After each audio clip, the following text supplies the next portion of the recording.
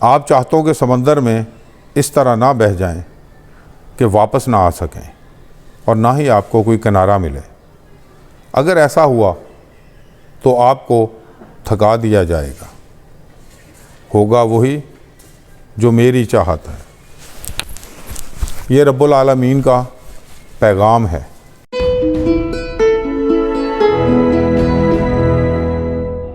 اعوذ باللہ من الشیطان الرجیم، بسم اللہ الرحمن الرحیم۔ ہماری زندگی، ہم زندگی کو آسان کیسے بنا سکتے ہیں؟ ہم جیسا سوچتے ہیں ویسا ہی پاتے ہیں۔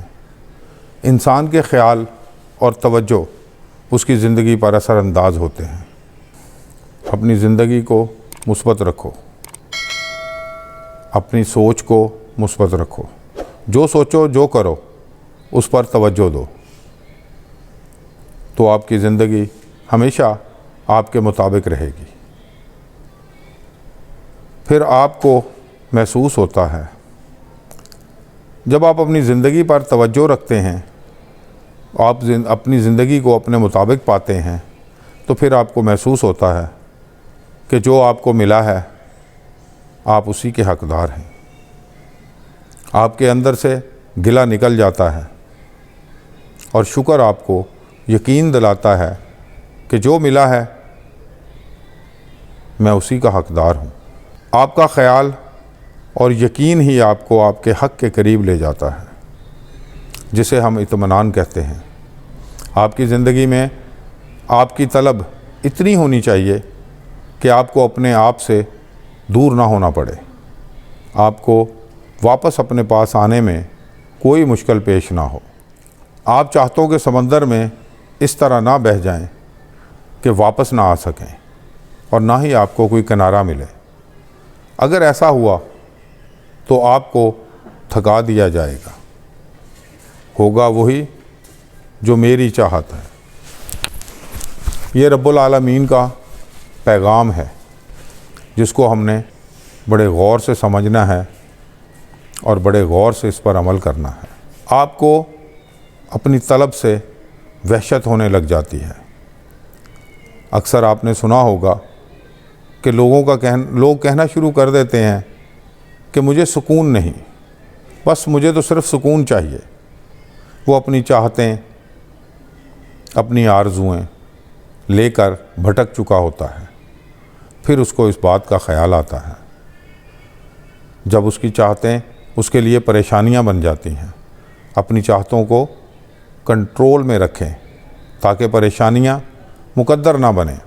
اگر آپ ان سب باتوں سے آزاد ہیں تو اپنے جو اللہ تعالیٰ نے آپ پر کرم کیا ہے، اپنے اس کرم میں سے دوسروں پر کرم کرنا شروع کر دیں۔ یہی طریقہ ہے زندگی کو آسان گزارنے کا۔ آسان طریقے سے زندگی کو اسی طرح گزارا جا سکتا ہے۔ یہی طریقہ ہے زندگی کو گزارنے کا۔ ہماری طلب ایسی ہو گئی ہے کہ ہم اپنی طلب کے مطابق رزلٹ چاہتے ہیں۔ اگر اللہ کی تلاش یا چاہت میں بھی نکلیں تو بھی ہم اپنی مرضی چاہتے ہیں۔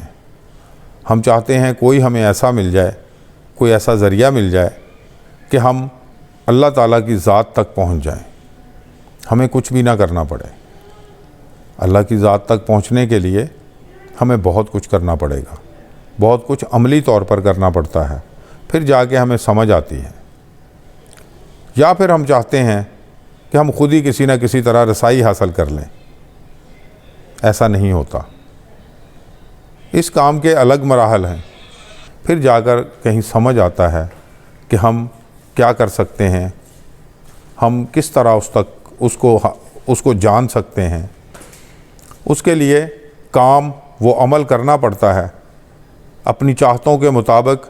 جیسی آپ کی چاہت ہے اتنی زیادہ محنت اور عمل کی ضرورت ہوتی ہے، پھر ہی جا کر زندگی آپ کے مطابق ہوتی ہے۔ دوسروں کو راستہ دیں، دوسروں کو راستہ بتائیں۔ دوسروں کو راستہ دینے والا اور راستہ بتانے والا کبھی بھی اپنی منزل سے دور نہیں ہوتا، وہ کبھی بھی راستے میں نہیں رہتا۔ وہ راستہ بتاتے بتاتے، دوسروں کو راستہ دیتے دیتے خود بھی منزل تک پہنچ جاتا ہے۔ دوسروں کو راستہ دینا وہ زندگی کے کسی معاملے میں ہو یا وہ روڈ پر، کبھی آپ کی منزل میں رکاوٹ نہیں بنتا۔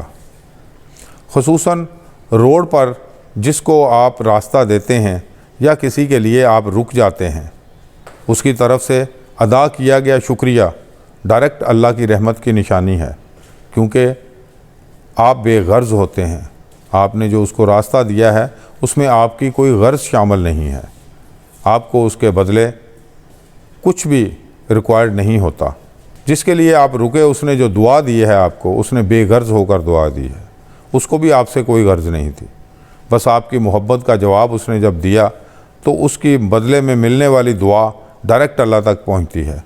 زندگی کو آسان رکھیں اور یہی آسان رہنے کا طریقہ ہے۔ زندگی کو آسان رکھیں، آسان گزاریں، یہی آسان گزارنے کا طریقہ ہے۔ یہ تھا آج کا خیال یار۔ وآخر دعوانا ان الحمدللہ رب العالمین۔